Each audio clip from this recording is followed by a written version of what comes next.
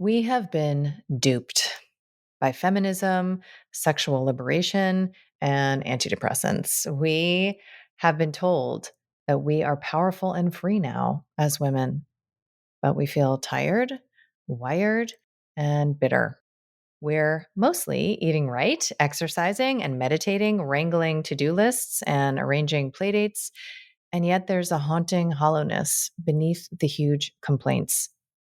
What if I told you that there is a huge storehouse, a reservoir of energy inside of you that has not been tapped, that you could feel light and pulsing, excited and alive in ways that a wellness lifestyle cannot deliver, that you could trust yourself, that the world could feel safe, and that unexpected and expected delights could start to illuminate your path. No coach, therapist, doctor, or guru required. Just you learning to get real, present, and attentive with you. I feel like I'm here to matchmake your inner parts for the greatest love affair ever written. I want to help you learn first where you're buying eggs from the hardware store, which is the source of all pain.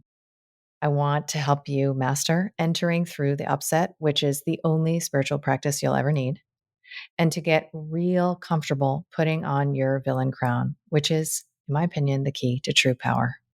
And then you'll attune to your inner yes so you can live the life defined by the specific pleasure of who you are. I am so excited to announce my latest book called The Reclaimed Woman, which is available for pre order now. So if you head to the link in show notes, you can learn more about bonuses, events, and companion offerings. And I cannot wait to see your gorgeous face on the path.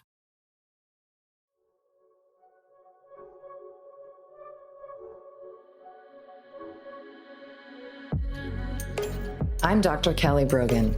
You may know me as a New York Times bestselling author of a book with an exploding pill on the cover, renegade psychiatrist, pole dancer, or honorary member of the Disinformation Dozen.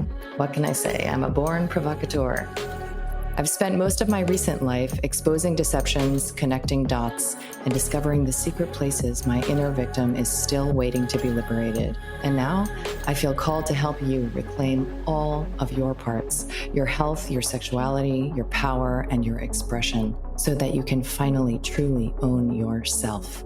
I want to ignite in you that inner knowing and the pulsing vitality that lives beneath your disempowerment, disconnection, and resentment, so that you can audaciously, courageously, and playfully alchemize your struggle into the specific pleasure of who you are.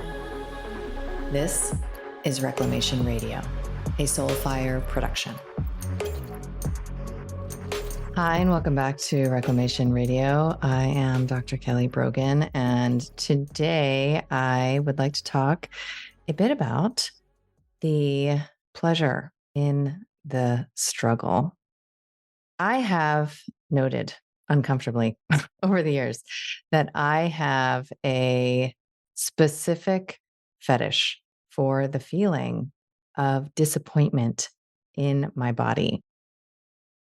And as I have practiced what I call entering through the upset to explore and develop intimacy with the sensations that arise when I feel righteously wronged, I have learned that there is a lot of arousal going on. There is a lot of sensation in my body.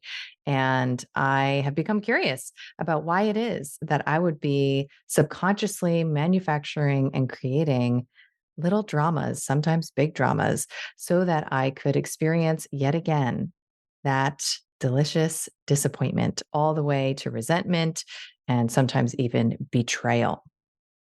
So, because these sensations are registered by some dimension of my psyche as alarm signals, my shadow is recruited. And I have discussed in previous podcasts about how my shadow has the neon lights over it that say, I will get them to see.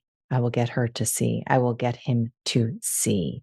And once my shadow is recruited, then I am in the defensive experience of minimizing the so called sensations and feelings of disappointment. I'm trying to get those to go away so that I can feel some surrogate sense of control, AKA being right, about this vulnerability that I have. And the vulnerability stems from the projection of childhood hope onto whomever is the object of my disappointment.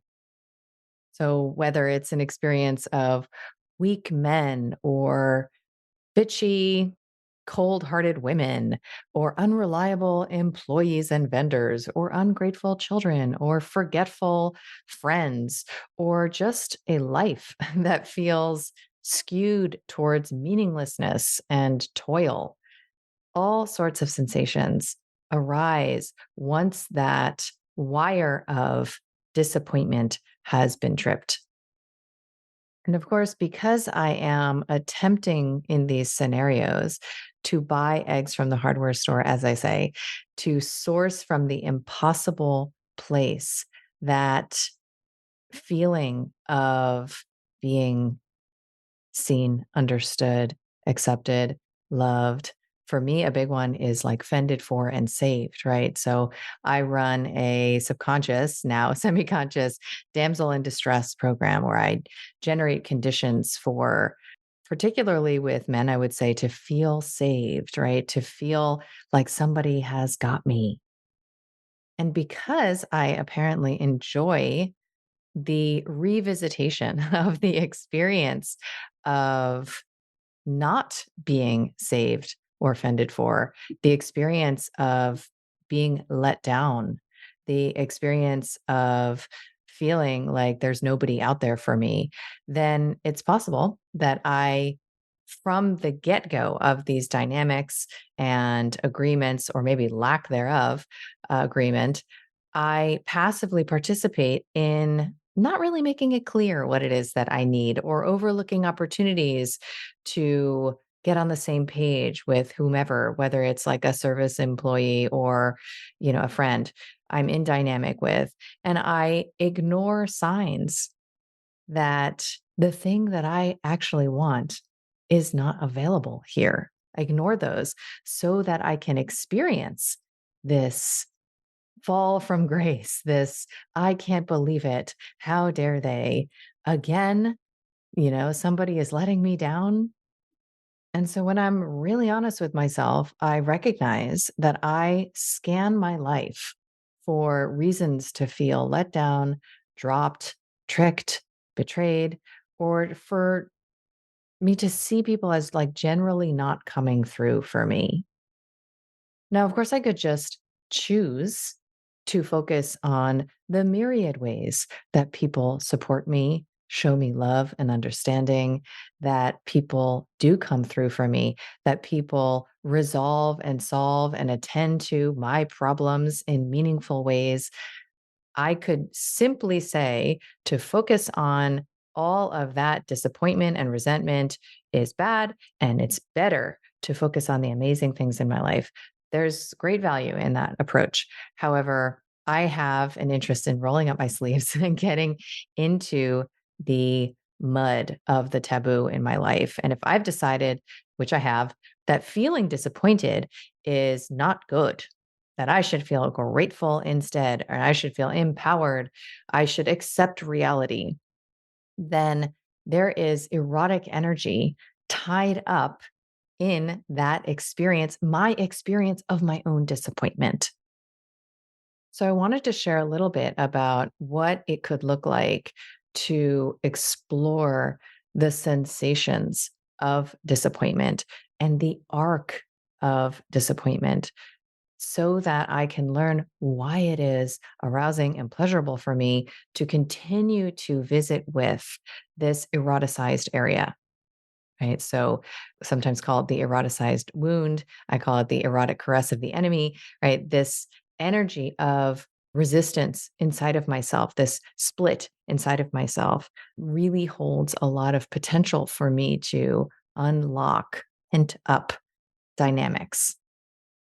So if I summon up a situation that I would describe as deeply disappointing. And I feel the initial sensation in my body. Right? Often for me, it's like this caving in right behind my chest, right? It's this feeling of like caving in and contracting. My body wants to take a certain kind of shape, right? If I feel overwhelmed, the shape might be that I want to like push away. And PS, this is a podcast recording that may be more interesting on video. We are making the video versions of the podcast available in my membership, Vital Life Project. So if that interests you, for the most part, I attempt to make it audio enjoyable only. However, okay, so let's say it is that I am feeling overwhelmed and I ask my body, like, what shape would that overwhelmed sensation, once I find its locus, what shape does it want to take? It might be this shape of like pushing away, my hands away, like, get off me, world, get away, right? Rage has a shape, grief has a shape, shame has a shape, right? The position and posture that your body wants to take if it's allowed to take it. In somatic experiencing, there is an understanding that the intentional engagement of these shapes in slow ways allows for a completion of the interrupted arc of the emotional experience from our childhoods. Another way to explore these sensations is to dramatize them, right? So, in a practice that I did with my coach, Whitney, that seemed to me a beautiful marriage of existential kink by Carolyn Lovewell and somatic experiencing. I was prompted to really act out the drama of my disappointment. And I saw it immediately before my mind's eye as this like cartoon strip, right?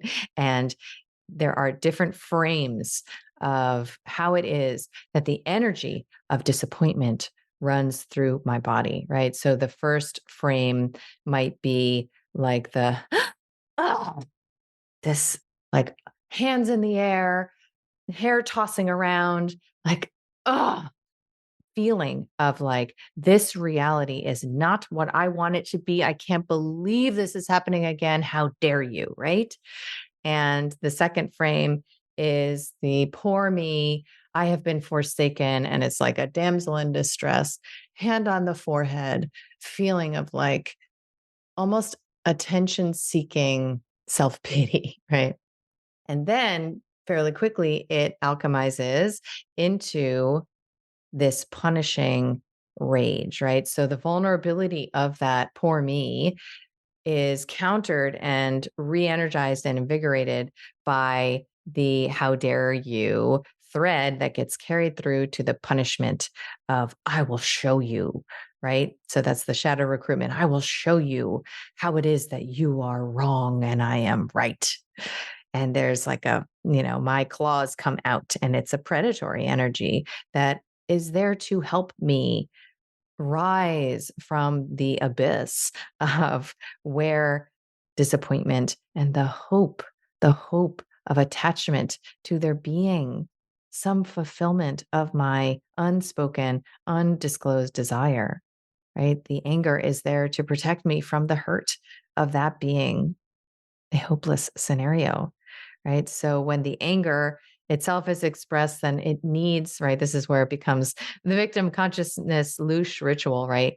It needs more energy to feed it. So, like, I'll recruit somebody else to tell them the story and to point the finger at the villain. How dare they? Can you believe it? Can you see what I see? Right.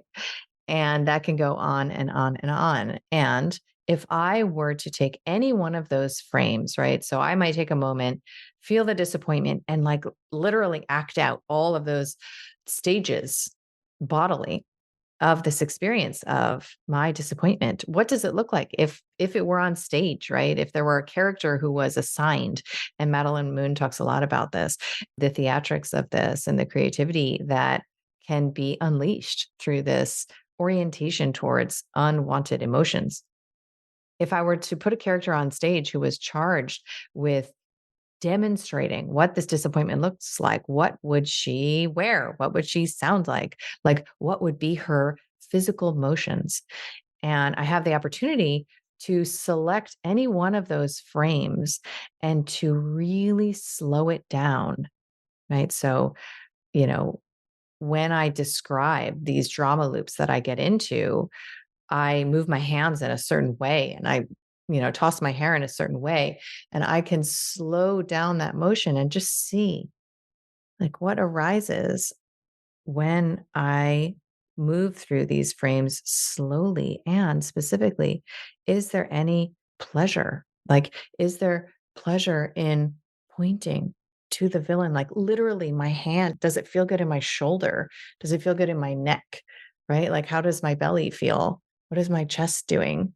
Is there energy that is like fluttering about that actually feels good in my body? Right. A huge part of my journey into my body has been developing a relationship with nature. This is also why I moved to Miami in 2018 from the cold, hard streets of New York City, and why that was one of the greatest gifts I have ever given myself in this lifetime. I also know that there are women who are more in tune, more aligned with the natural world than I am. I like to be around these women. I like to learn from these women. And I certainly like to know what products they are creating. So, my friend, Katie Hess of Lotus Way, is one of those women. She's basically a flower witch. And I have been so blessed to enjoy her products over the years, many years actually at this point. Flower remedies are the most powerful transformational agent that we've seen, and they are safe and gentle for everyone, even pregnant mamas and little ones. And they confer alignment to your system in profound ways. I'm super excited to share Lotus Way with you. And the way that you can begin your journey with their products is that you simply choose the flower that you are visually attracted to. And that is exactly what you need to support yourself. So head over to lotusway.com and use the code Kelly15 for 15% off so that you can begin your journey home to yourself. The link is in show notes for you. As I move through this arc, then I can get to, what I would consider its completion. I remember this hilarious bit I saw once from Louis C.K. And he talked about how we never really see a feeling through, right? Like we start to cry and then we pick up our cell phone and like start scrolling, right? Or, call a girlfriend or whatever. And so the arc, because we didn't have the experience of being allowed the arc in childhood, we don't know that emotions have an arc. And we seek to distract ourselves, recruit defenses, or otherwise mitigate their imagined like power to decimate us. So we don't know what they look like when we just let them rip. Well, what I found is that, you know, my disappointment starts with like, you didn't do it. You didn't do the thing. I hate you. And it goes on to like really this vulnerable desire underneath, which is like, I wanted you to save me, to show me. Right. And then it's a recognition. Well, like you didn't want to, and maybe even you can't. And that means nobody else can, but let me try. And well, actually, this doesn't feel any better. And seems like they can't either. And then it results in this deep sense of like, I'm alone. I am helpless. I'm actually hopeless now. And that hopelessness, that rupture of empathy, as it's called in psychology, that release from the projection feels like falling into this very, very heavy state. What it also feels like is relief. What it also feels like is, well, I guess there's no point in fucking trying anymore because there is no hope here. I give up. And that means there's nothing left to do. Finally, finally, finally, there's no more trying. There's nothing left to do. And that rest is something that I, for one, and I imagine many of you do too, long for, right? That is, I think as data would describe it, it's like the masculine longing for the void. It's in all of us, right? So imagine that all of that is packed in to the embodied experience of like, I fucking hate that this is happening to me, disappointment in a life circumstance. That helps us to understand why we might create little dramas, why we might have recurrent patterns of poor me, no fair, because the sensations are actually now pleasurable to us. They've become eroticized. And because it, in ways, has the potential to introduce us to the part of us underneath that feels forsaken, alone, hopeless, helpless, powerless, that's wanted our attention for like a really long time. Right.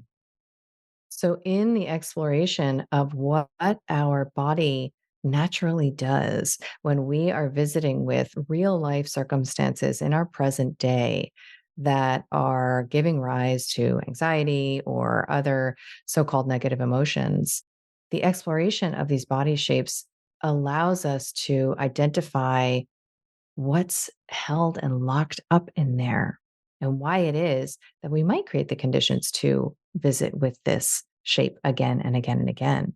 In Peter Levine's teachings, he demonstrates, whether it's squeezing a pillow or, slowly running or slowly pushing or curling the spine into a shame posture slowly and repeatedly, then rising into a pride posture, right? How these simple movements, when we consciously engage them, allow us to feel the nuances of the energy that is locked up in these spaces. And, again, the layer on top from the existential kink world is that it's actually pleasurable to run these energies, these stories through our body. And there are ways for us to translate that pleasure into intentional circumstances, intentional arrangements, intentional dynamics in our life that allow us to directly claim the pleasure consciously, right? So rather than manufacturing scenarios where I need help and I'm this damsel in distress, right? I can know that these are experiences in polarity, man woman relating that I value. I can recognize that rather than, you know, looking with like half an eyeball at a contract with an employee or a vendor, and then later getting upset that they didn't deliver on their promise or what I imagined that they promise, I can recognize that what I really want is the feeling of somebody knowing what I want and coming through for me and getting me and delivering me to a place that I couldn't get to on my own. I mean, these are some of the fantasies that we bring into the entrepreneurial world as well. And so I'm going to intentionally set the conditions for that to work out. I'm going to make sure that deadlines are clear, that deliverables are clear, that guarantees are clear, that refund policies are clear, so that I can soberly assess whether or not this vendor or employee is a fit rather than unconsciously engaging in what seems to be the best I can do in terms of bodily arousal as far as, enjoying my life, which is to re-engage the kink of disappointment because that's not ultimately what I want. It's the best I think I can have, right? But what I ultimately want is to secure what it is that I'm hoping for, right? So to secure that feeling of being seen, understood, that feeling of belonging, that feeling of being cared for and attended to, that feeling of mattering. And the old habit is to attempt to secure that from the impossible place and then to go through this whole revisitation of the old feelings of grief, disappointment, rage, resentment, bitterness that developed over time as we saw that we were not going to get the thing from our parents, right? We were not going to get that thing. And we carry this hope late into our lives.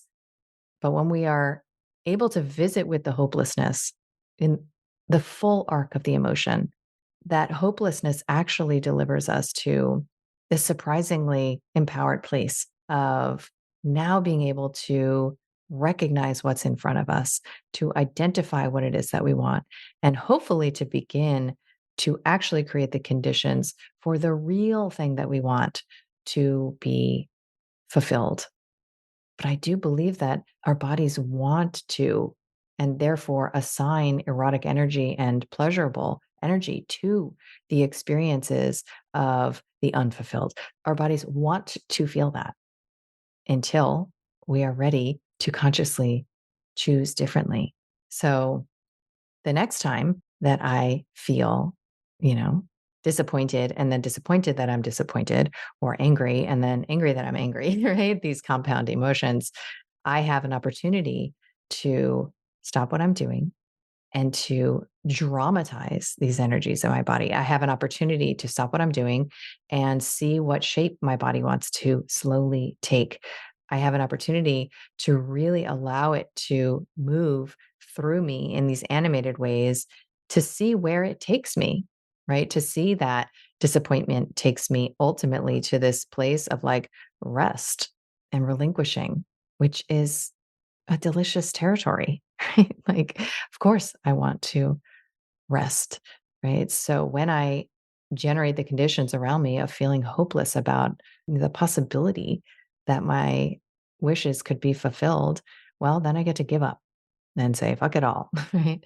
And that is, ultimately a childlike psychology, really more like an adolescent psychology that is in some sort of rebellious tension around the fulfillment of what it is that I want. And I get to choose to be an adult and look around me to see how it is that I can make sure that disappointment is not how I feel pleasure, right? Make sure that I actually have that opportunity to feel conscious pleasure, fulfillment, satisfaction, and joy as the dominant experience in my life because I am now creating the conditions to buy eggs from the grocery store or maybe even raise the damn chickens myself and get them out of the coop in the backyard. Right. Hopefully that is helpful and I will talk to you next time.